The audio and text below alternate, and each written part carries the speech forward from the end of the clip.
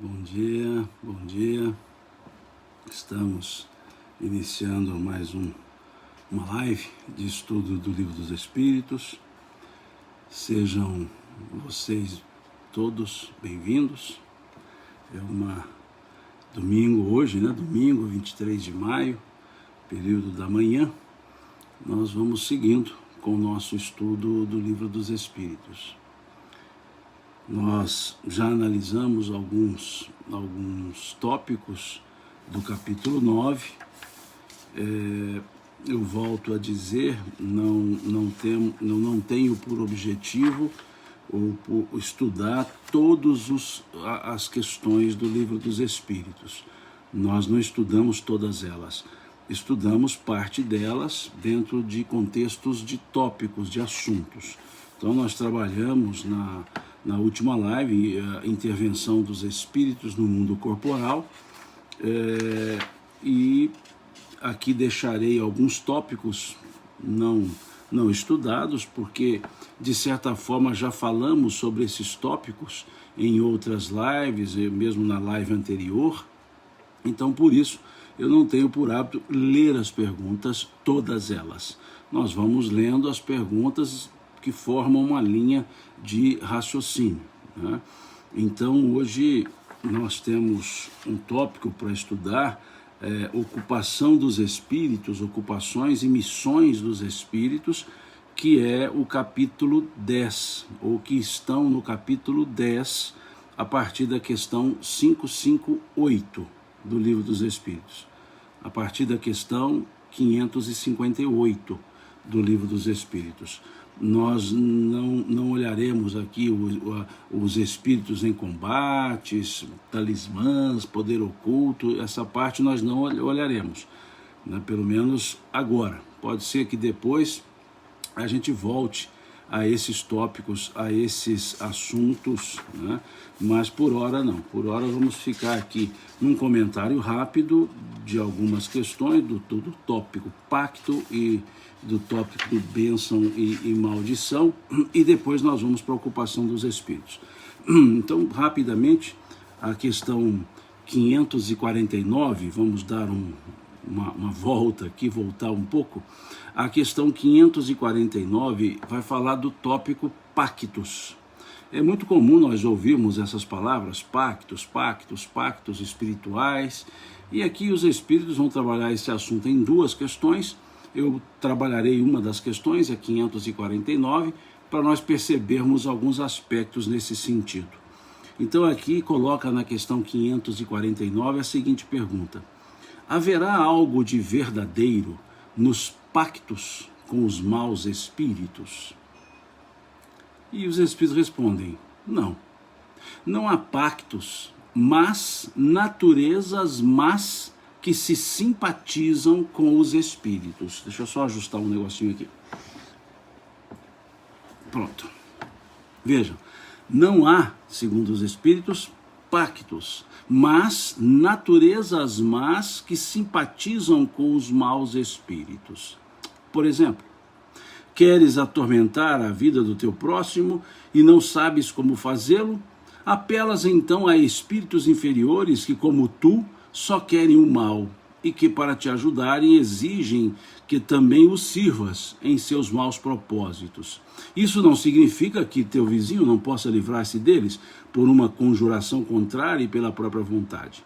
Aquele que deseja praticar uma ação má chama maus espíritos a fim de que o auxiliem nessa decisão, mas aos quais, por sua vez, fica obrigado a servir, já que os espíritos também precisam dele para o mal que queiram fazer. É somente nisso que consiste um pacto. Então aqui nós já estudamos, por isso que eu não vou entrar em detalhes, nós já estudamos a influência dos espíritos em nossos atos e pensamentos. E quando nós estudamos isso, nós falamos sobre essa questão da similaridade de sentimentos, a afinidade de sentimentos. Então aqui, por isso que eu explico que muitas vezes eu não leio as questões todas, porque nós já trabalhamos o assunto em outro momento, né? Então aqui só para a gente passar aqui, vamos dizer, en passant, né? uma olhada superficial nessa questão e perceber que nós nos associamos aos espíritos com os quais nos afinizamos em propósitos para o mal, para o bem. Então é importante nós percebermos esse sentido. Depois, no outro tópico, o poder oculto dos talismãs, eu não farei a leitura, porque as questões estão muito claras, são 3 questões, aliás 6 questões que têm desdobramento, mas elas são muito claras. Então nós já trabalhamos esses assuntos também. E então, para encerrar esse tópico, a questão 557, sobre bênçãos, maldições, e aqui pergunta-se aos espíritos: a bênção e a maldição podem atrair o bem e o mal para aqueles sobre os quais são lançadas? Os espíritos respondem: Deus não escuta uma maldição injusta, e aquele que a pronuncia é culpado aos seus olhos. Como temos 2 gênios opostos, o bem e o mal, é possível que a maldição exerça uma influência momentânea, até mesmo sobre a matéria. Contudo, essa influência só se verifica pela vontade de Deus e como acréscimo de provação para aquele que a sofre. Aliás, é mais comum serem amaldiçoados os maus e abençoados os bons. A bênção e a maldição jamais poderão desviar a providência do caminho da justiça. Ela só fere o maldito se ele for mal, e só cobre com a sua proteção aqueles que a merecem. Então aqui mais uma vez, só para fechar o tópico, mais uma vez, são assuntos que nós já trabalhamos quando analisamos lá a questão das questões 459 à frente, ok? Então aqui é só para a gente dar essa ligeira leitura, rápida leitura sobre esses 2 tópicos e entrarmos agora efetivamente no nosso material, ou no nosso conjunto de assuntos de hoje, que é iniciar o capítulo 10. Ou seja, a partir da questão, do questionamento da questão 558. Então aqui, esse tópico vai trabalhar sobre as ocupações, as missões dos espíritos. E aqui nós veremos que essa missão dos espíritos, ou essas missões dos espíritos, tanto são para encarnados e desencarnados. Então vamos conversar um pouco sobre esse tópico, o capítulo 10, que não é um capítulo tão longo assim para se estudar, né? Porque depois muda-se um pouco o conjunto de raciocínio aqui que os espíritos fazem. Então vamos lá. Questão 558. Os espíritos têm outra ocupação a fazer, além de se melhorarem pessoalmente?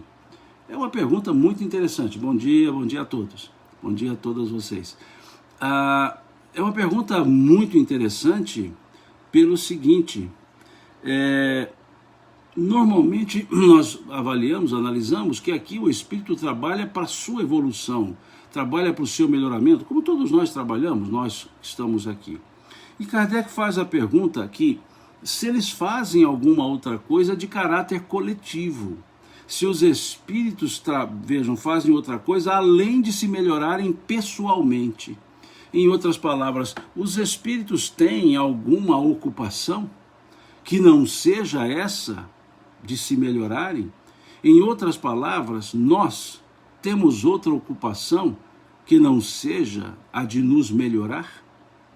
E os espíritos respondem aqui, tratando de espíritos de mais elevada condição, eles respondem o seguinte: concorrem para a harmonia do universo, executando as vontades de Deus de quem são ministros.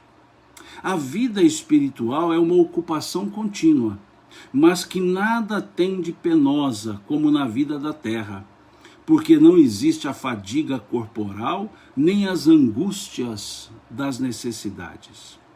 Então aqui é muito bom nós olharmos essa questão, é muito interessante nós observarmos nessa questão, quando eles nos falam que os espíritos, aqui eles se referem a espíritos benfeitores, a espíritos superiores, dizem aqui, eles, os espíritos, concorrem para a harmonia do universo, executando as vontades de Deus, de quem são os seus ministros. É interessante, é importante, é algo que nos dá uma segurança. Já estudamos aqui sobre espíritos guardiães, mas nos dá uma segurança a perceber que há um todo universal, trabalhando pela harmonia. É o que o Eduardo diz aqui, os co-criadores em plano menor, que é uma ideia trazida por André Luiz, co-criadores. Vamos dar um pulinho na questão número 11, só para nós entendermos um aspecto, porque aqui dizem que são os ministros de Deus. Vamos dar um pulinho na questão número 11, para a gente perceber um sentido interessante. Vejamos essa questão número 11. Será dado um dia ao homem compreender o mistério da divindade? Compreender o mistério da divindade?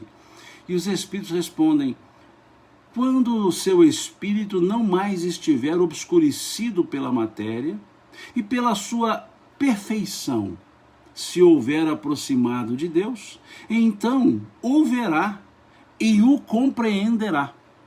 Então, quais são os limites ou melhor dizendo, quais são os obstáculos a essa percepção da realidade de Deus? O obscurecimento da matéria e a nossa não perfeição. Isso aqui também, acho, nos leva à questão 244, se não me engano, vamos dar uma olhadinha lá, na questão 244, que também pergunta-se o seguinte: os espíritos veem Deus? Eles respondem: só os espíritos superiores o veem e o compreendem. Os inferiores o sentem e o adivinham. Então, quando nós olhamos essas duas questões, a número 11 e a questão 244, nós vamos entender melhor essa questão do 558. Eu vou até anotar aqui para não me esquecer depois. Questão número 11, questão 244, para a gente entender o que é ser ministro de Deus. Porque aqui dizem, né, são os seus ministros, são ministros de Deus. Para isso acontecer, para esse fato ser real, é preciso que entendamos que são espíritos da mais alta escala evolutiva. Eles são os que dão harmonia ao universo, como que ministros de Deus. Então significa N espíritos, uma quantidade enorme de espíritos no universo. No universo, dando o próprio equilíbrio mental no universo inteiro. Então nós não temos somente espíritos que formam ou que estejam na psicosfera terrestre. Nós temos espíritos no universo. Essa casa do Pai, que é o universo, na qual há muitas moradas, muitos lugares, muitos mundos. Esses espíritos, eles associam, eles cuidam da harmonia universal, e nessa harmonia universal estamos nós. Quando vimos lá na questão 495, se eu não estou enganado, que nós falamos dos espíritos guardiões, dos anjos guardiães, salvo engano é a 495, exatamente, e eu vou ler aqui um trecho dessa 495, mostrando, veja, aos que considerem impossível que espíritos verdadeiramente superiores se imponham a uma tarefa tão laboriosa e contínua, diremos que influenciamos vossas almas, mesmo estando a milhões de léguas de vós. Para nós o espaço não existe, e embora vivendo em outro mundo, os nossos espíritos conservam suas ligações com os vossos. Então aqui estão, por que eles concorrem para essa harmonia universal? Porque o espírito, nesse nível evolutivo, eles irradiam as suas energias, estando, como disseram aqui, a léguas de distância. Essa é a harmonia. Daí imaginamos a força desses espíritos, a força desses espíritos que formam aquilo que Emmanuel chamou no livro A Caminho da Luz de comunidade dos espíritos puros. comunidade dos espíritos puros. Aqui a doutora Marlene nos fala, são espíritos que já abandonaram a própria individualidade, trabalham para a coletividade. Sim, são espíritos que, embora com a sua individualidade, enxergam a coletividade. A Adriana está perguntando qual questão, é a questão 558, Adriana, que nós estamos analisando. Então vejamos aqui que não são espíritos que cuidam somente das suas próprias evoluções, do seu próprio crescimento. São espíritos que laboram incessantemente para o bem comum, para o bem coletivo. Isso é algo que nos dá confiança, isso é algo que nos cativa. Se nós percebermos que se olharmos para o universo, se olharmos para esse universo, nós perceberemos e saberemos, melhor dizendo, e sabemos, que há N espíritos superiores, espíritos puros, olhando tudo isso, cuidando de tudo isso. Como Cristo, olhando para nós aqui na Terra. Tem uma imagem que eu uso muito minha rede social, no meu pano de fundo lá do Facebook, que é uma imagem, óbvio, montada do planeta Terra e o Cristo sentado olhando para o planeta. Eu gosto muito dessa imagem porque ela dá essa dimensão aqui da questão 558. Nós não estamos sozinhos. No universo inteiro há espíritos cuidando dos espíritos e há espíritos cuidando da harmonia universal. Harmonia universal. Porque eu achei belíssima essa expressão. Concorrem, ou seja, correm juntos para a harmonia do universo. Não é a harmonia do planeta, a harmonia do universo. Executando as vontades de Deus, ou seja, as leis de Deus, de quem são ministros de Deus.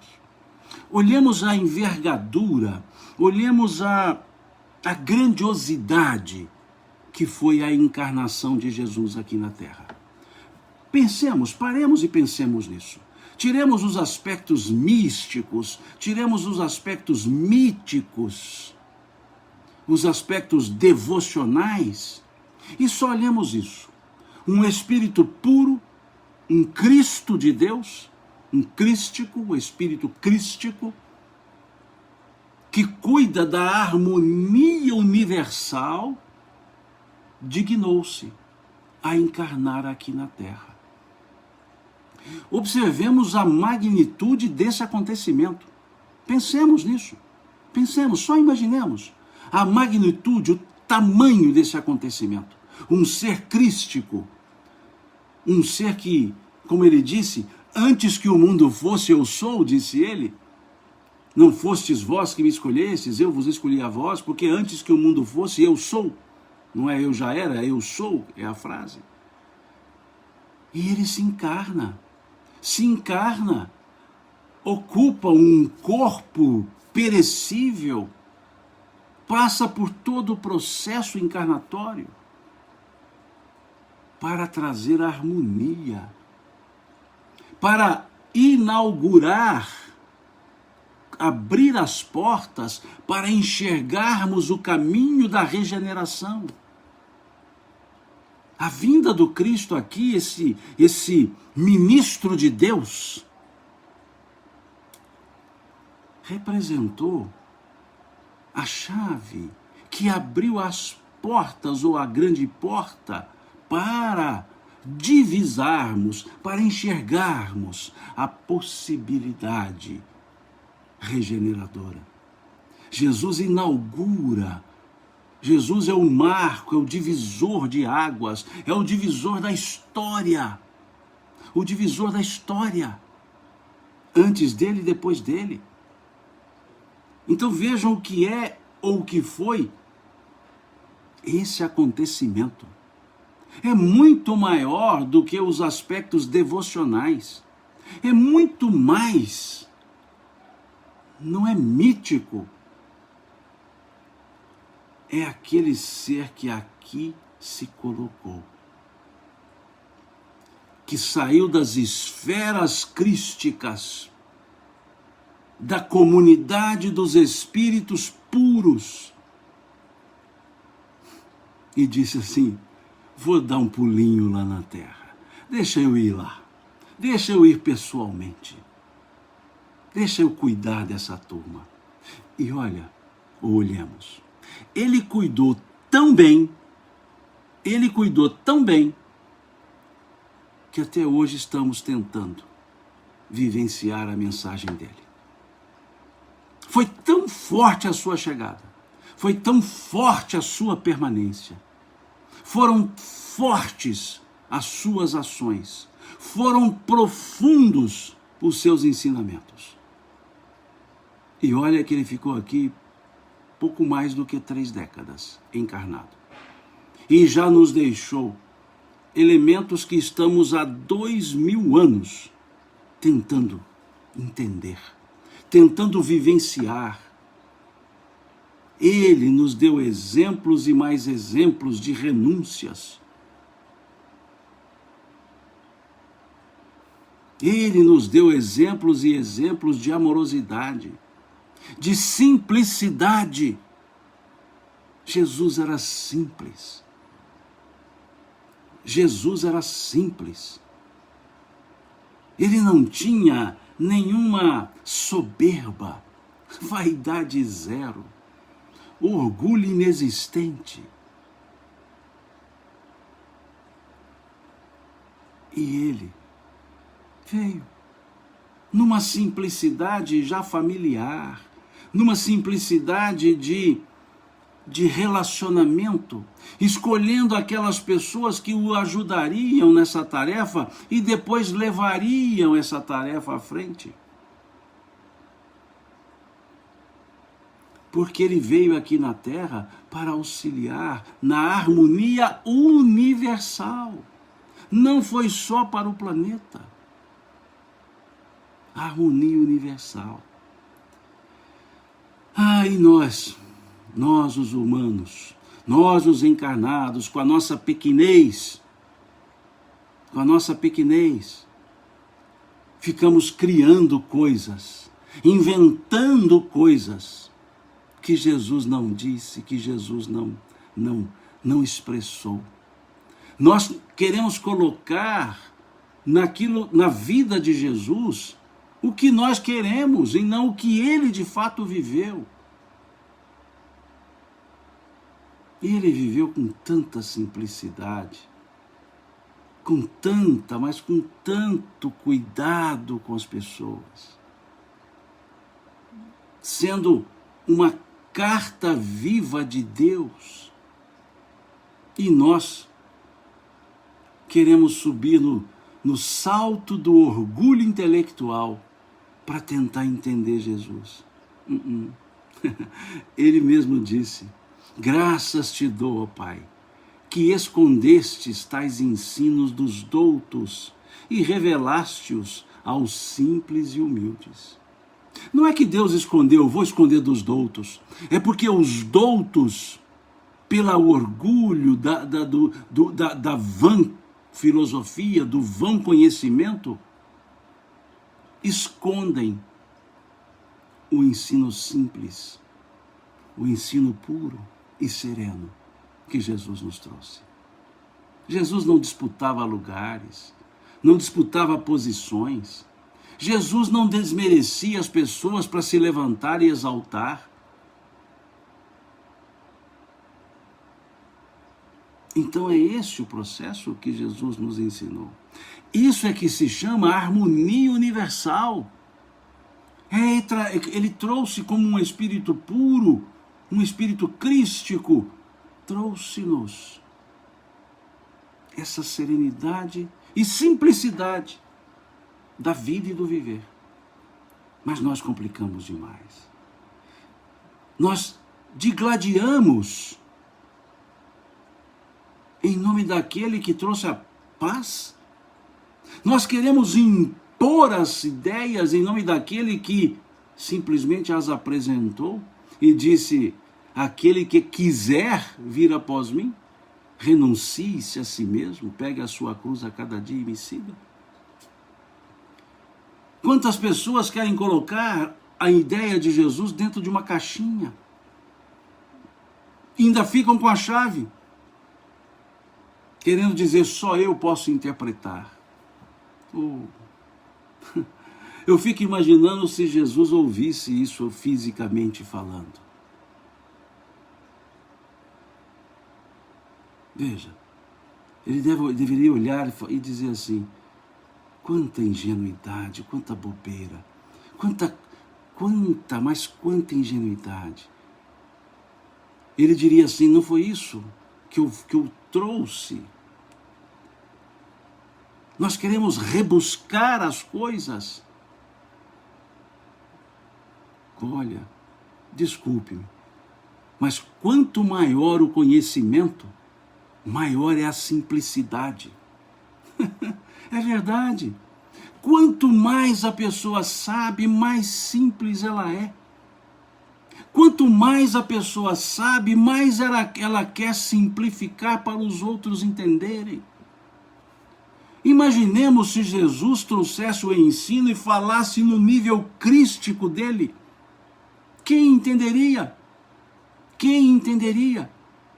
E ele optou em ensinar por parábolas, trazendo da forma mais simples possível o ensinamento. E por que nós aqui na Terra queremos dificultar o entendimento? Não estaremos concorrendo para a harmonia universal dessa questão 558. Jesus, imaginemos se Jesus fizesse como muitos fazem, ler um currículo, ler um currículo antes de uma fala. Se Jesus fosse ler o seu currículo antes do Sermão do Monte, ele estaria até agora falando do currículo. Mas não, ele abriu a boca e ensinou, como diz o texto do capítulo 5 do Evangelho de Mateus. E Jesus, abrindo a boca, ensinava dizendo, diz o texto. E quantas pessoas querem colocar um tapete vermelho de currículo, como se o currículo determinasse a evolução. Pode determinar o conhecimento, mas não a sabedoria. Quanto mais sábio, quanto mais se estuda, mais simples a pessoa é. Mais simples a pessoa é. Como naquela letra cantada pelo conjunto Pato Fu aqui de Minas. Vai diminuindo a cidade e aumentando a simpatia. Quanto menor a casinha, mais sincero é o bom dia. Vai diminuindo a cidade e aumentando a simpatia. Quanto menor a casinha, mais sincero é o bom dia. É isso que esconde as pessoas de Deus, o próprio orgulho. Esses espíritos da questão 558 concorrem para a harmonia universal. A harmonia universal. Jesus não ficava discutindo com ninguém, não ficava com debates frívolos.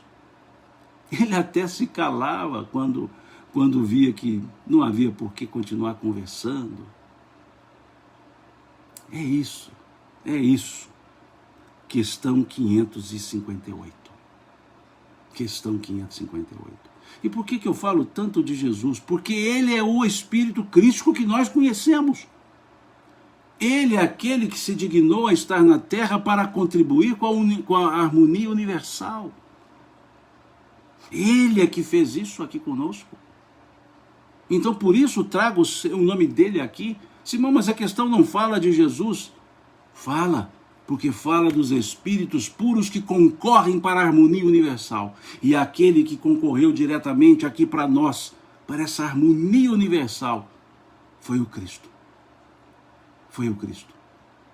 Não o Cristo das devoções, não o Cristo das religiões, o Cristo da amorosidade, o Cristo da simplicidade, o Cristo do companheirismo, o Cristo da amizade, o Cristo da solidariedade. Esse foi o Cristo que nós chamamos de mestre. Não o Cristo dos pedestais, não o Cristo dos templos frios de pedra. O Cristo que disse: vinde a mim, todos vós que estáis cansados e fatigados, e eu vos aliviarei. Esse é o Cristo. Esse é o Cristo. Esse sim concorre para a harmonia universal. Esse sim é um ministro de Deus.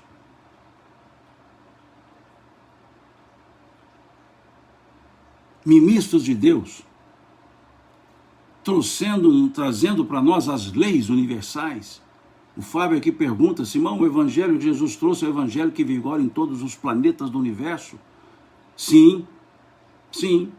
Trazido aqui no limite do nosso conhecimento. E quanto mais crescermos, mais amplo vai ficar esse entendimento. Mais amplo vai ficar esse entendimento. E Jesus disse isso.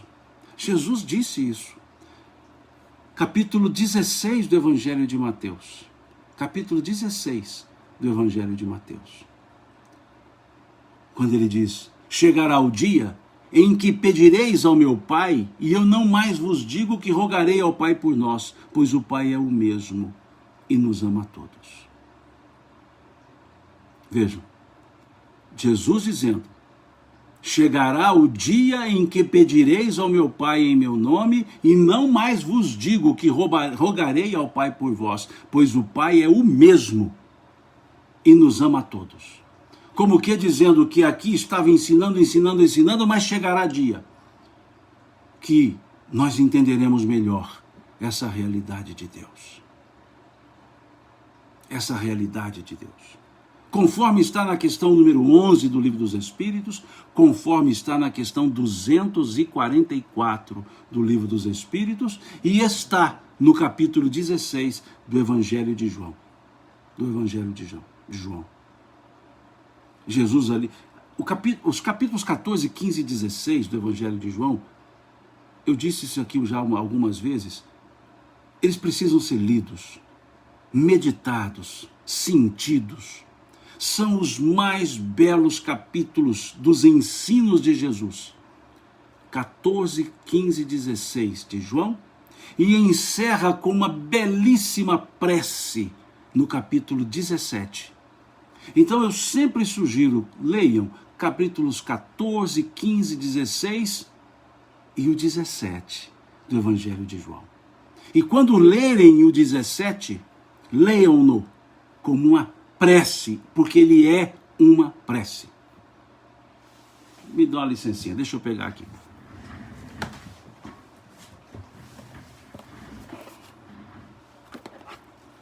Vejam, ou vejamos, esse capítulo 17, eu não lerei o capítulo todo, porque o capítulo inteiro é uma prece, mas veja como um espírito ministro de Deus, dessa questão 558, se ocupa, cuida das pessoas, cuida dos seus. Veja ele dizendo aqui no capítulo 17 do Evangelho de João: Jesus falou assim, e levantando seus olhos ao céu, disse: Pai, é chegada a hora. Glorifica a teu filho, para que também o teu filho glorifique a ti. Assim como lhe deste poder sobre toda a carne, para que dê a vida eterna a todos quanto lhe deste. E a vida eterna é esta, Pai: que te conheçam a ti só, por único Deus verdadeiro, e ao Cristo, a quem enviaste. Eu glorifiquei-te na terra, tendo consumado a obra que me deste a fazer. E agora, Pai, glorifica-me tu junto de ti mesmo, com aquela glória que tinha contigo antes que o mundo existisse. Olha Jesus dizendo: agora glorifica-me tu, ó Pai, junto de ti mesmo, com aquela glória que tinha contigo antes que o mundo existisse. Manifestei o teu nome aos homens que no mundo me deste. Eram teus, e tu nos deste, e guardaram a tua palavra. Aqui ele está falando dos apóstolos, dos discípulos. Agora já têm conhecido que tudo quanto me deste provém de ti, Pai. Porque lhes dei as palavras que tu me deste, e eles a receberam, e têm verdadeiramente conhecido que saí de ti, e creram que me enviaste.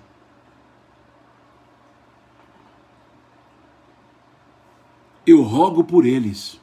Olha Jesus dizendo: eu rogo por eles. Não rogo pelo mundo, mas por aqueles que me deste, porque são seus, Pai.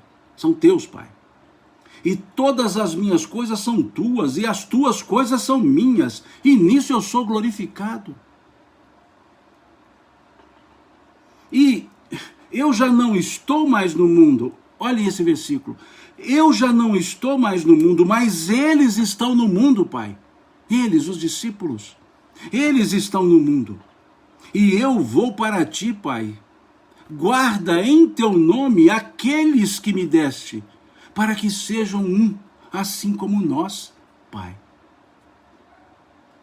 Estando eu com eles no mundo, guardava-os em teu nome. E tenho guardado aqueles que tu me deste, e nenhum deles se perdeu, senão o filho da perdição, para que a Escritura se cumprisse. Mas agora vou para ti, e digo isto no mundo, para que tenham a minha alegria completa em si mesmos. Dei-lhes a tua palavra, e o mundo os aborreceu, porque não são eles do mundo, assim como eu também não sou do mundo. Não peço que os tires do mundo, Pai, mas que os livres do mal. Não são do mundo como eu também não. Santifica-os, Pai, na verdade, pois a tua palavra é a verdade. Assim como tu me enviaste ao mundo, também eu os enviei ao mundo. E por eles me santifico a mim mesmo, para que também eles sejam santificados na verdade. Agora vem uma coisa que eu gosto muito e paro por aqui nessa fala de Jesus. É o versículo 20. Eu não rogo somente por estes, aqueles da hora, mas também por aqueles que pela tua palavra hão de crer em mim no futuro, para que todos sejam um, como tu, ó Pai, o és em mim, e eu em ti, que também eles sejam um em nós, para que o mundo creia que tu me enviaste. E que segue o capítulo 17. É uma prece. É a prece de Jesus pelos seus discípulos. Capítulo 17 do Evangelho de João. Capítulo 17 do Evangelho de João. Então sugiro que leiam esses capítulos, que entendam. E veja o que ele fala agora no capítulo 16, do versículo 25, no versículo 25 do capítulo 16. Disse-vos isto por parábolas, chega, porém, a hora em que vos não falarei mais por parábolas, mas abertamente falarei do Pai. Naquele dia pedireis em meu nome, e eu não vos digo que rogarei ao Pai por vós, pois o mesmo Pai vos ama, visto como vós me amastes e crestes que saí do Pai. Então é importante nós percebermos isso. Desculpe, o meu Novo Testamento já está assim, soltando as folhas, mas esse aqui eu não abro mão dele, porque ele é todo marcado, todo escrito, então eu não posso abrir mão dele. Já encadernei trocentas vezes aqui. Mas eu quero que entendam tudo isso na questão 558. Veja o que está aqui nessa questão 558, em duas frases só que os Espíritos trazem. Está todo esse ensino do Cristo, está toda essa demonstração da elevação desse Espírito que concorre para a harmonia do universo e que veio aqui na Terra. E que veio aqui, encarnou-se aqui.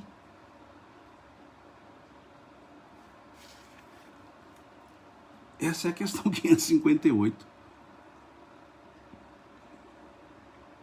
Desculpe, eu talvez tenha feito uma digressão um pouco maior, mas é para nós entendermos o que é isso.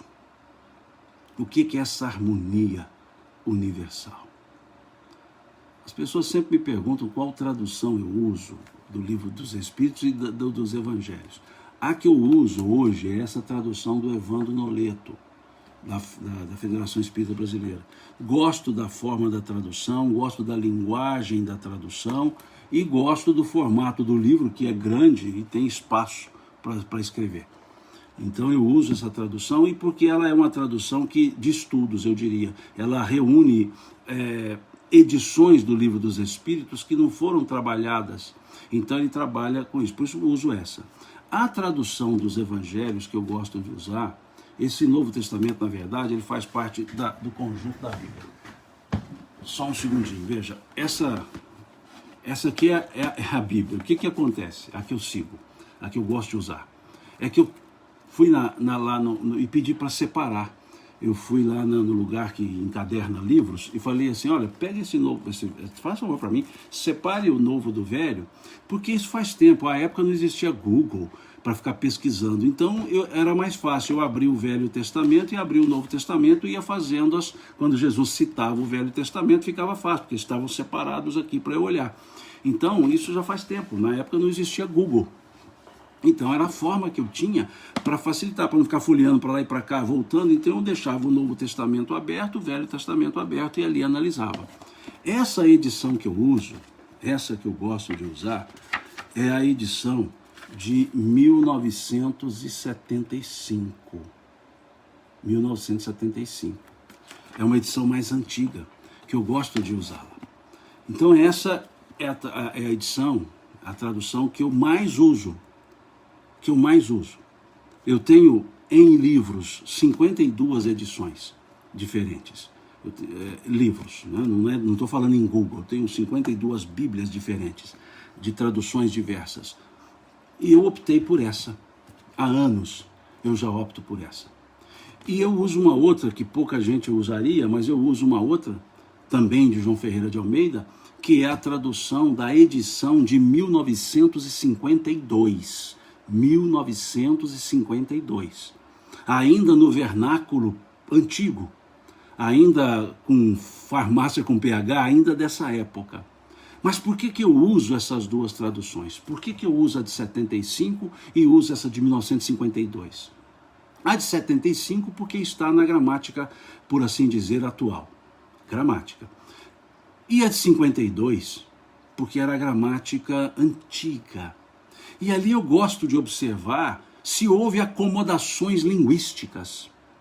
Porque é muito ruim, é uma falácia da tradução as acomodações linguísticas. Acomodações linguísticas. Não significa similaridades linguísticas. Então eu vou ali para observar se não fez diferença. E eu tenho outras, tenho aqui a King James, que é muito boa, uma das melhores bíblias para a língua inglesa, a versão King James. Tenho a Bíblia hebraica, mas essa é a que eu uso. Tá? Então, todas as vezes que vocês me ouvirem recitando algum versículo ou lendo, é dessa tradução de 1975, que há estudo desde da década de 70. Então, essa é a minha tradução, essa que eu uso do dia a dia, mas eu consulto várias outras traduções também. Eu associo várias outras traduções também. Mas aquela de uso é essa que eu mostrei para vocês. Desculpe ter feito essa digressão, é porque muitos me perguntam isso. Quase toda live o pessoal pergunta, irmão, qual a tradução do Evangelho que você usa? Irmão, qual a tradução do Livro dos Espíritos? Tenho aqui a tradução do Livro dos Espíritos do Guion Ribeiro, do Salvador Gentili, do Herculano Pires. Uso todas elas, mas eu tenho usado como como dia a dia essa do Loreto, e dá para ver que é dia a dia mesmo, né? Olha aqui, ó, tá toda já velhinha, não tive tempo de encadernar novamente, essa é que eu uso no dia a dia. E me valho das outras traduções também. E, embora eu não seja um conhecedor profundo da língua francesa, tenho aqui 3 edições francesas, em língua francesa, para facilitar também alguma duvidazinha, dou um pulinho lá. Né? E uma delas é da década de 1960, né? Década de 60. Então é isso, tá? Só para a gente fechar essas perguntas, que eu vi que vários perguntaram, então tá aqui a resposta, acho que ficou explicado, tá? Quais eu uso. Não existe tradução ruim, tradução boa, não é isso não. Existem aquelas que a gente se afeiçoa um pouco mais para o dia a dia. Agora, para estudo, não fiquem com uma só tradução. Para estudo, não. Abram N traduções para ir montando a linha de pensamento e observem quais são as matrizes linguísticas que estão sendo usadas. Por exemplo, a tradução da Bíblia de Jerusalém, que é ótima, é uma outra matriz linguística das traduções de Almeida. São matrizes linguísticas diferentes, então trabalham com semânticas não contraditórias, semânticas, um pouco de matrizes diferentes. Então, por isso é que a gente trabalha com várias traduções, porque trazem essas matrizes linguísticas. E é bom a gente olhar qual matriz linguística a gente deve seguir, né? E uma outra boa tradução também, uma tradução boa não, uma tradução excelente também, é a tradução que o Haroldo fez, né, lançado pela FEB, uma tradução muito boa também do Novo Testamento, muito boa também, e com uma vantagem. Ele, na tradução, as notas de rodapé nos facilitam a entender as matrizes linguísticas. Tá? Então, uma excelente tradução também, a tradução feita pelo Haroldo. Excelente tradução, que recomendo a tradução, recomendo mesmo. Bom, seguindo, questão 560, volto a dizer, não leio todas as questões, então questão 560. Cada espírito tem atribuições especiais? Cada espírito tem atribuições especiais? E eles respondem, vale dizer que temos de habitar em toda parte e adquirir conhecimento de todas as coisas, presidindo sucessivamente a todos os componentes do universo. Mas, como diz o Eclesiastes, há tempo para tudo. Assim, tal espírito cumpre hoje neste mundo o seu destino. Tal outro cumprirá ou já cumpriu o seu em outra época, na terra, na água, no ar, etc. Opa, obrigado aqui, Rosiane. Está dizendo que me ajuda no francês. Obrigado. Vejam. Aqui eu chamo a atenção para um ponto dessa questão. Além do aspecto que o Espírito tem que aprender sobre tudo, mas aqui eles nos levam, eu acho ótimo isso, quando na resposta os Espíritos nos levam ao Velho Testamento. Olha o que diz esse Espírito. Mas como diz o Eclesiastes, há tempo para tudo. Como diz o Eclesiastes. O que o Eclesiastes é? Um dos livros sapiensais do Velho Testamento. Um dos livros sapiensais.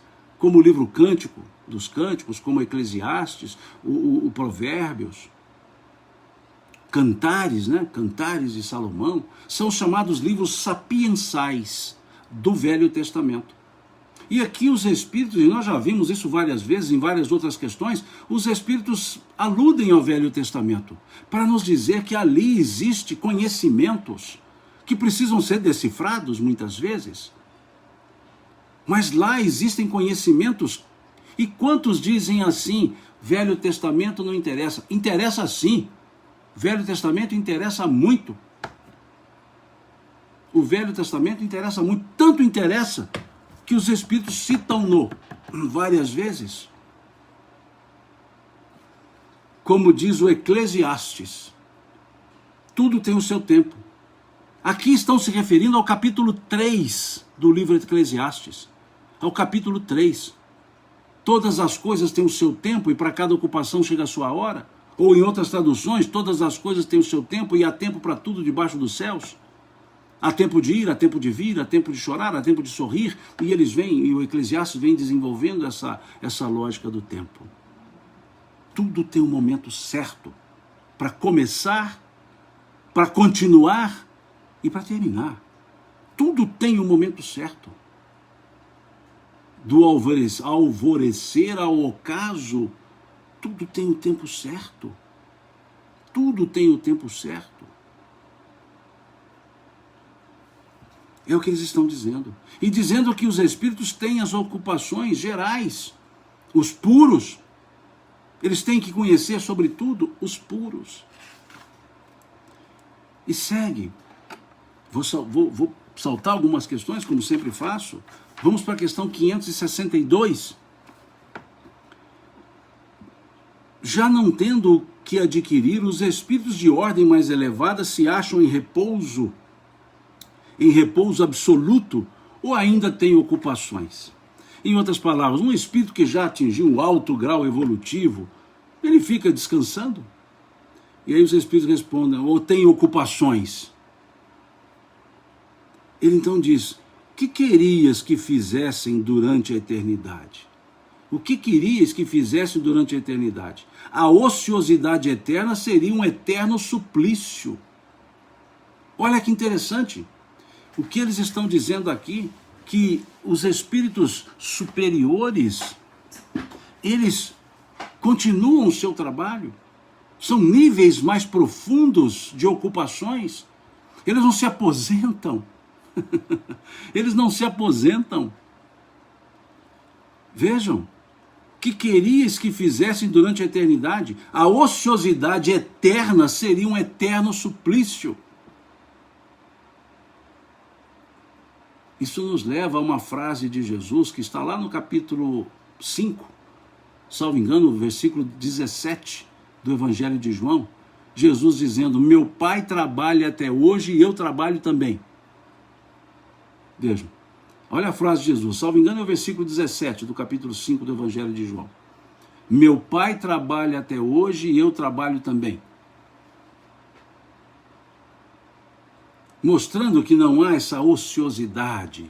E aí devemos trazer aqui para a Terra essa ideia. Olha a questão seguinte, 562A. Qual a natureza dessas ocupações, desses espíritos superiores? Qual a natureza dessas ocupações? Eles respondem, receber diretamente as ordens de Deus e transmiti-las ao universo inteiro e velar pela sua execução. Aqui entra aquela ideia emanuelina da comunidade dos espíritos puros. Vejam, qual é a natureza da ocupação desses seres, desses espíritos superiores, evoluídos, puros, crísticos?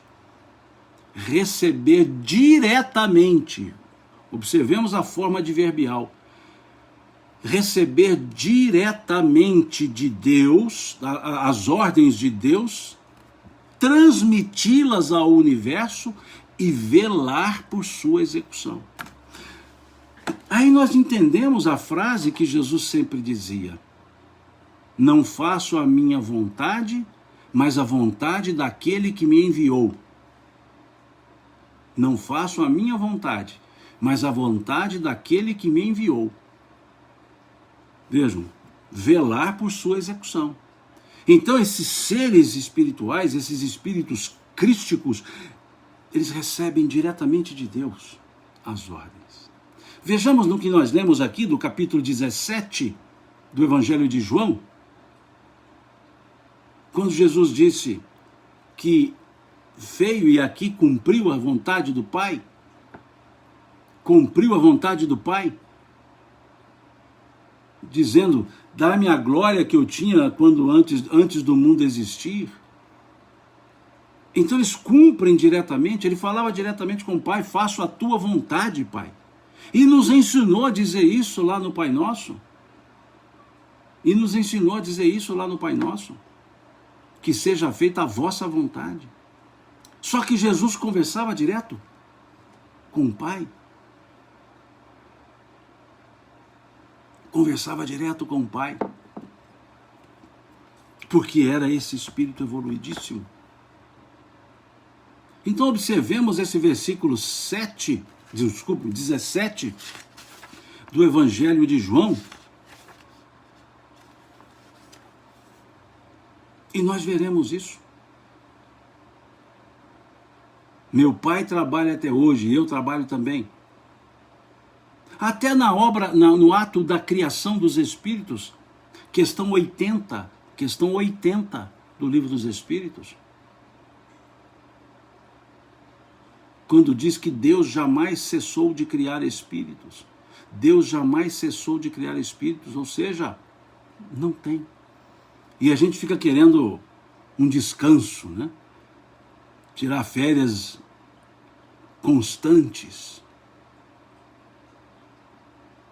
E os espíritos dizendo, a ociosidade eterna seria um eterno suplício. A ociosidade eterna seria um eterno suplício, dizem aqui na questão 562.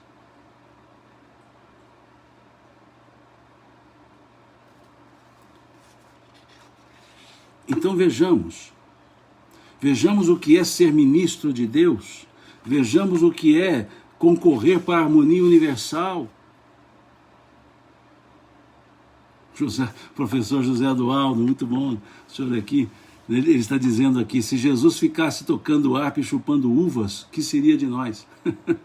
Exatamente, professor Eduardo, exatamente. Então é isso que nós precisamos observar, gente. E vamos mais. Volto a dizer, eu não leio todas as questões, estou trabalhando o tópico, né? Então a gente dá um salto de questões, porque vocês lerão essas questões em casa. Aqui estamos estudando um tópico, ocupação e missões dos espíritos, ocupações e missões dos espíritos. E aí trago algumas questões para reflexão, ok? Não é um estudo sistematizado do Livro dos Espíritos. O que nós fazemos aqui é um comentário sobre assuntos tratados no Livro dos Espíritos, valendo-nos das questões do Livro dos Espíritos. Então aqui vimos essa 562, que eles mostraram que a ociosidade é perniciosa, seria um suplício, e dizendo que a ocupação desses espíritos puros,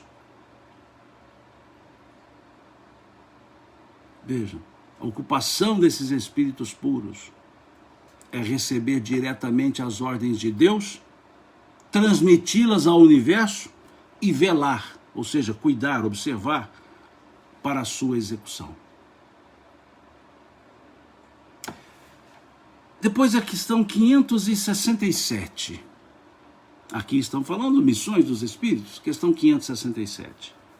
Os espíritos se intrometem em nossas ocupações e em nossos prazeres. Aqui já vão para a generalidade a pergunta. Já não é mais só são os espíritos superiores. Aqui pelo contrário. Eles já vão trabalhar agora com essas interferências dos espíritos. Os espíritos se intrometem, basta olhar o verbo, intrometer. O espírito superior não se intromete.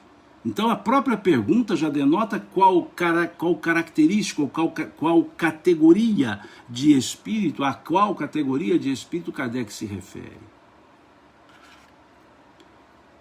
A Adriana de Souza diz aqui, mas o nosso corpo é perecível, chega um momento que ele não aguenta mais. Sim, o descanso é sempre para o corpo, né? Como a Lâmia colocou antes aqui, sim, o descanso, o que nós estamos dizendo é a ociosidade. Nós veremos à frente, ainda tem questões que eu vou voltar nesse assunto, a ociosidade. O trabalho não é só material, questão 675, é a ocupação útil, que foi citada aqui pela Lâmia, toda ocupação útil. Nós chegaremos lá, espera só um pouquinho e já chego lá. Questão 567. Os espíritos se intrometem em nossas ocupações e em nossos prazeres?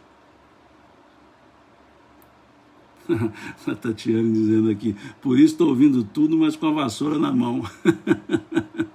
Legal, Tatiane, muito bem humorado esse comentário, muito bom. Ou seja, não deixamos de trabalhar. Não interessa a natureza do trabalho, né? Não interessa a natureza do trabalho. Aqui em Minas a gente diz, Tatiana, assoviando e chupando cana ao mesmo tempo, né? Então vai estar assoviando e chupando cana ao mesmo tempo. Não é fácil. Vamos lá. A resposta da questão 567. Os espíritos se intrometem em todas as ocupações e em nossos prazeres. E eles dizem, os espíritos vulgares, como dizes, sim, os espíritos vulgares, como dizes, sim. Esses vos rodeiam constantemente e por vezes tomam parte muito ativa no que fazeis, conforme as suas naturezas. Para impulsionar os homens nos diversos caminhos da vida, é preciso que suas paixões sejam estimuladas ou moderadas. Aqui eu sugiro que leiam esse capítulo, o capítulo 15 do livro Nos Domínios da Mediunidade. Capítulo 15, Forças Viciadas. Eu não vou entrar em detalhes. Leiam lá, no livro Nos Domínios da Mediunidade, capítulo 15, Forças Viciadas. E aí vocês verão o que é uma interferência, o que é uma intromissão dos espíritos nas nossas vidas. Nós já estudamos esse assunto quando estudamos lá as questões 459 à frente, não vou debruçar-me muito nesse aspecto, mas volto a dizer, lembrem sempre, sintonia, sempre sintonia. Obrigado, professor Zé Eduardo. Esse é com quem a gente aprende, professor Zé Eduardo, esse sim é professor. Precisam conhecê-lo, uma serenidade, um equilíbrio, uma ponderação, só fala na hora certa. Esse segue bem o Eclesiastes, né? Na hora certa ele traz o comentário correto, ele faz observações corretas. Para mim, professor Eduardo, é um prazer estudar com o senhor lá nos momentos que nós nos encontramos na AGE, né? Na AGE de Sergipe, na Associação Jurídica Espírita de Sergipe. Eu faço parte lá dos estudos da AGE. Eles são muito bondosos, então me aceitam lá o estrangeiro, né? Então, embora eu esteja em Minas, seja mineiro, faço parte dos estudos, né? Não da AGE, mas dos estudos da Associação Jurídica Espírita lá de Sergipe. E esse pessoal é muito bondoso, né? E o professor Adroaldo é um dos que dão equilíbrio, né, a esse grupo de estudos lá. Obrigado, professor, por o senhor estar aqui conosco. Obrigado mesmo. Bom, depois vamos falar um pouco dessas missões dos espíritos. Vamos lá para a questão 571. Simão, mas você está saltando questões demais. Saltando não, porque elas continuam aqui. Apenas estou lendo as questões dentro do raciocínio que estamos desenvolvendo, tá certo? Então não se assustem assim, você saltou 2 questões. Dei uma lida nessas questões. São assuntos que já estão trabalhados, então eu vou saltando, né? Mas as questões estão aí. Questão 571. Só os espíritos elevados desempenham missões? Eu fui pensando aquelas que são mais contundentes, tá certo? Não quer dizer que as outras não sejam importantes, são importantíssimas. Eu só busquei aquelas que têm mais a ver com o assunto que estamos tratando na forma mais contundente. Questão 571. Só os espíritos elevados desempenham missões? Porque é uma ideia que a gente sempre tem. É uma ideia que a gente sempre tem. Que missão é só para espírito elevado. Vamos olhar a resposta dos espíritos. A importância das missões guarda relação com as capacidades e com a elevação do espírito. O estafeta que leva um telegrama também desempenha uma missão, embora bem diversa da de um general. O estafeta, ou seja, aquela pessoa que pega o telegrama no correio e entrega na casa, né? Ele está usando aqui um termo bem do século XIX, né? A tradução está usando. É aquele que leva, né? Que vai entregar o telegrama, ou seja, o mensageiro tem uma missão. Ele não conhece a mensagem que está ali, ele apenas entrega. Então, todos nós temos uma missão. E aí vamos à questão 132. Primeiro vamos associar a questão 573 aqui. Em que consiste a missão dos espíritos encarnados?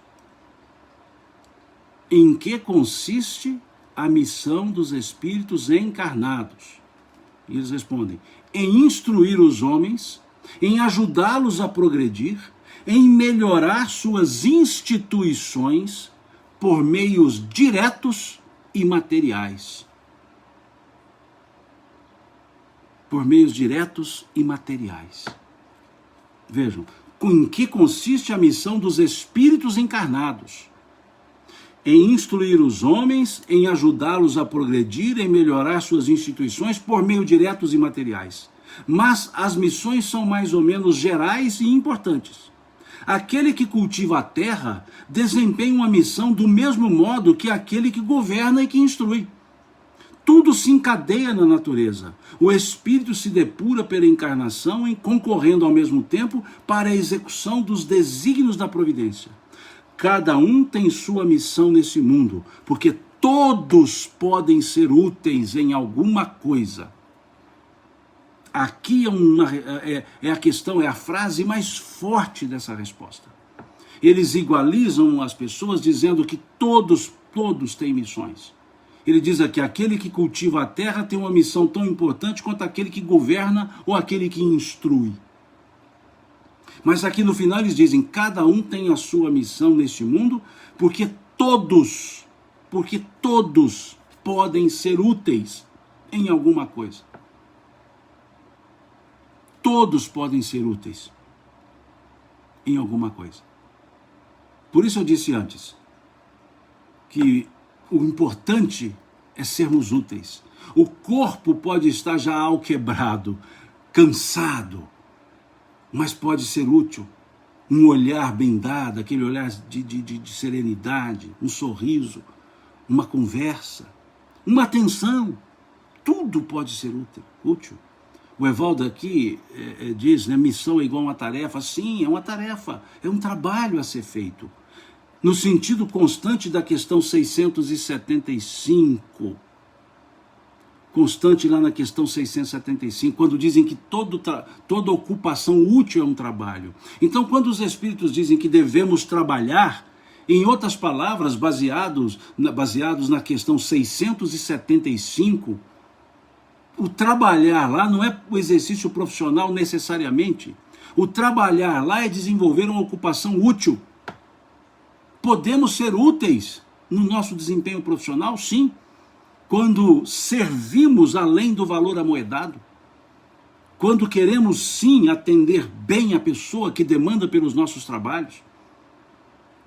Quando enxergamos a necessidade daquela pessoa que buscou o profissional e o profissional dedica a fazer aquilo com alegria, com boa vontade. Quando o profissional respeita o consumidor, o tomador do serviço. Quando o profissional não avilta a dignidade alheia. Quando age com respeito, cordialidade e honestidade.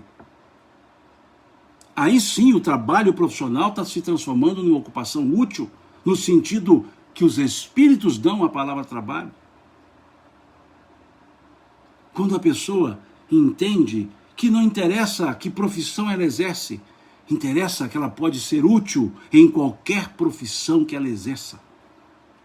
Ela pode ser útil se devotar. É esse o sentido. E aqui cada um tem a sua missão, sim. Vamos dar uma lida rapidamente na questão 132. Hoje eu estou até me alongando um pouco, peço desculpas, para a gente fechar esse tópico. Vamos na questão 132. Qual o objetivo da encarnação dos espíritos? Deus lhes impõe a encarnação com o fim de fazê-los chegar à perfeição. Para uns uma expiação, para outros missão. Missão no aspecto provas, trabalho. Mas para alcançarem essa perfeição, têm que sofrer as vicissitudes da existência corporal, e é nisso que consiste a expiação. A encarnação tem ainda outra finalidade: a de pôr o espírito em condições de cumprir sua parte na obra da encarnação, na obra da criação, desculpe. Ou seja, estamos aqui na Terra para o nosso crescimento, mas estamos aqui na Terra para contribuir com a obra da criação. Olha que num plano bem menor, conforme está a questão 132, nós podemos contribuir com a obra da criação. A Sônia aqui diz, então minha missão é ser mãe de autista. Ser mãe. Filho é amado de qualquer jeito. Ser mãe é uma missão. Aqui nós veremos logo à frente sobre a missão dos pais. Aqui tem uma pergunta voltada para os pais, né? Pelo menos salva alguma coisa para a gente, né, os pais. Depois a questão 575. As ocupações comuns mais nos parecem deveres do que missões propriamente ditas. Veja, as missões comuns, as ações comuns parecem mais deveres do que missões. A missão, conforme a ideia associada a esta palavra, tem um caráter de importância menos exclusivo e, sobretudo, menos pessoal. Desse ponto de vista, como se pode reconhecer que um homem tem realmente uma missão na Terra, nesse sentido mais estrito? Eles respondem: pelas grandes coisas que realiza, pelo progresso a que conduz os seus semelhantes. Ou seja, não existe missionário sozinho, não existe missionário para que queira crescer sozinho. O missionário sempre contribui para o crescimento coletivo, o crescimento das pessoas. Questão 576. Os homens que têm uma missão importante foram predestinados a isso antes de nascerem? Têm consciência das suas missões? E eles dizem: algumas vezes sim, mas quase sempre o ignoram. Ao virem à Terra, têm apenas um vago objetivo. Suas missões só se delineiam após o nascimento e de acordo com as circunstâncias. Deus o impele ao caminho em que devam cumprir seus desígnios. Aí vem a questão 577. Quando um homem faz uma coisa útil, é sempre em virtude de missão anteriormente predestinada ou pode ter recebido uma missão não prevista? Ou seja, é tudo lá de trás ou pode surgir alguma coisa aqui na própria encarnação? E eles respondem: nem tudo que o homem faz resulta de missão predestinada. Nem tudo é predestinado. Muitas vezes ele é o instrumento de que se serve um espírito para fazer que se execute uma coisa que considera útil. Por exemplo, um espírito julga que seria bom escrever um livro que ele próprio escreveria se estivesse encarnado. Procura então o escritor apto a compreender e executar seu pensamento, transmite-lhe a ideia do livro e o dirige na execução. Assim, esse homem não veio à Terra com a missão de fazer tal obra. Dá-se o mesmo com certos trabalhos artísticos ou com descobertas. Deve-se dizer ainda que durante o sono corporal, o espírito encarnado se comunica diretamente com o espírito errante e que os dois se entendem acerca da execução do trabalho. Nós damos pouco valor ao sono. Nós damos muito valor ao descanso do corpo pelo sono, mas damos pouco valor a esse momento que nós saímos do corpo e entramos na esfera espiritual. Quanto de aprendizado nós poderemos ter se quando formos dormir, nós entendermos isso e nos prepararmos para esse encontro espiritual. Quantas coisas aprenderíamos e traríamos para cá. Vamos dar um passo e vamos à questão 582. Pode-se considerar a paternidade como missão? Opa, pelo menos uma pergunta sobre pai, né? Pode-se considerar a paternidade como missão? E aí ele diz, os Espíritos dizem: sem dúvida, é uma missão. É ao mesmo tempo um dever muito grande que envolve mais do que o homem pensa, a sua responsabilidade quanto ao futuro. Deus colocou o filho sob a tutela dos pais, já não é só o pai sozinho, da tutela dos pais e nem da mãe sozinha, a fim de que estes o dirijam pelo caminho do bem. E lhes facilitou a tarefa, dando à criança uma organização frágil e delicada, que a torna acessível a todas as impressões.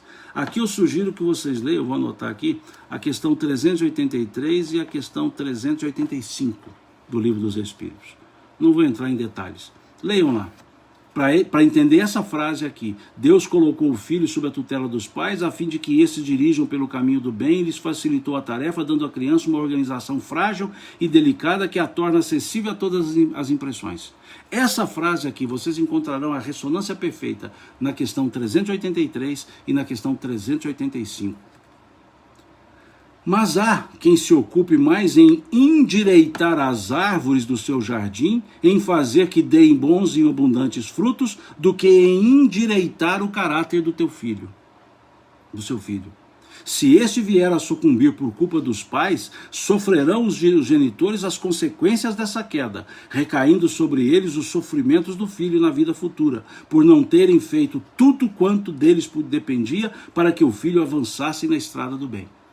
Então eu disse aqui mais cedo, a missão, alguém falou da mãe, a missão materna, a missão paterna, são missões. A missão é ser mãe, a missão é ser pai. Essa é uma missão. paternidade, a maternidade são devotamentos. São devotamentos. São amorosidade, sem dúvida, mas devotamentos. Por isso eles dizem aqui que, infelizmente, existem pais que se preocupam muito mais em endireitar a árvore do jardim do que endireitar o caráter do filho. Dizem eles aqui. Século XIX respondendo isso. E puxam-nos a orelha, dizendo: se este filho vier a sucumbir por culpa dos pais, sofrerão os genitores as consequências dessa queda. Vejam. E na questão seguinte, 583, vamos lê-la também, e com ela nós encerramos o nosso estudo de hoje. Os pais são responsáveis pelo transviamento de um filho que envereda pela senda do mal, apesar dos cuidados que lhe dispensaram? Em outras palavras, os pais fizeram tudo, fizeram tudo. Os pais fizeram tudo pelos filhos, e mesmo assim eles desviaram-se. Aí Kardec está perguntando se os pais também são responsáveis por isso. Voltemos à pergunta. Os pais são responsáveis pelos transviamentos de um filho que envereda pela senda do mal, apesar dos cuidados que lhe dispensaram? Eu vou chegar lá, Adriana, lá na questão 190 do Consolador, vou até lê-la. Os pais são responsáveis? Eles respondem não. Não. Mas quanto piores forem as propensões do filho, tanto mais pesada é a tarefa. E tanto maior é o mérito dos pais se conseguirem desviá-lo do mau caminho. Aqui então, vamos à questão 190 do livro O Consolador. Aqui, eu já trabalhei essa questão aqui outras vezes. A questão 190 do livro O Consolador vai nos dizer sobre essa atitude dos pais. Vejam, quando os filhos são rebeldes e incorrigíveis, impermeáveis a todos os processos educativos, como devem proceder os pais? Olha o que diz o Espírito Emmanuel. Depois de movimentar todos os processos de amor, de energia, no trabalho de orientação educativa dos filhos, é justo que os responsáveis pelo instituto familiar, sem descontinuidade da dedicação e do sacrifício, esperem a manifestação da providência divina para o esclarecimento dos filhos incorrigíveis, compreendendo que essa manifestação deve chegar através de dores e de provas acerbas, de modo a semear-lhes com êxito o campo da compreensão e do sentimento.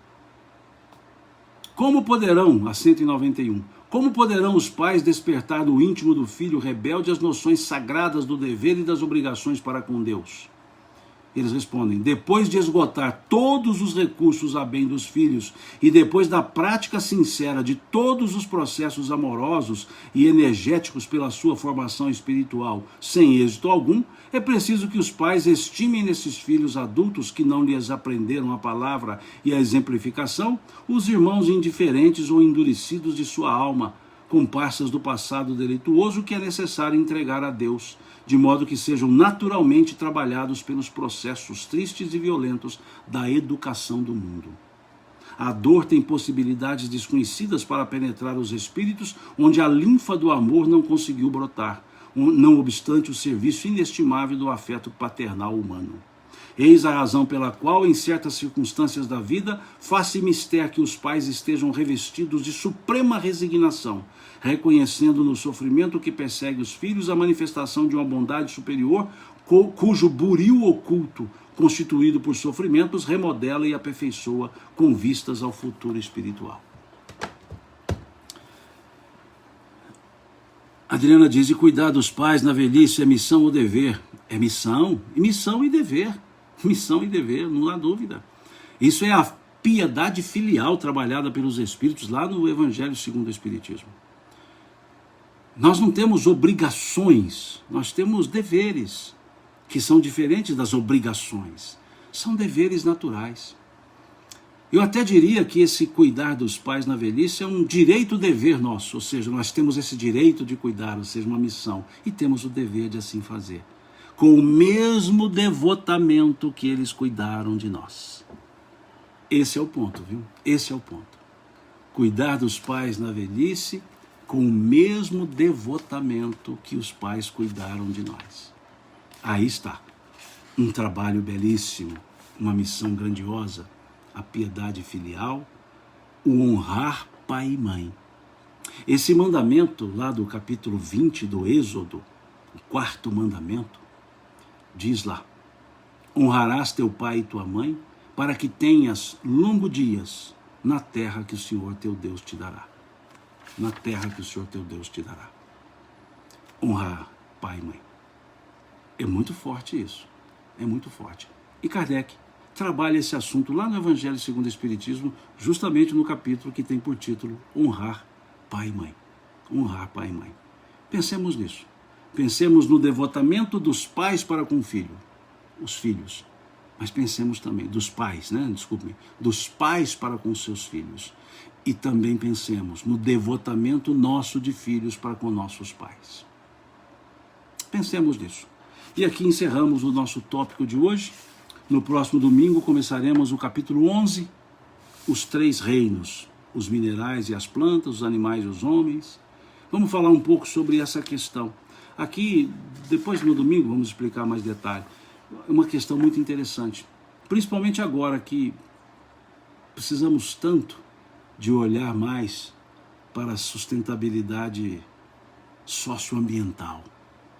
E aqui vamos conversar um pouco sobre o reino, esse reino mineral, reino vegetal, reino animal, que começaremos na próxima semana, a partir da questão 585, e aí vamos seguindo, ok?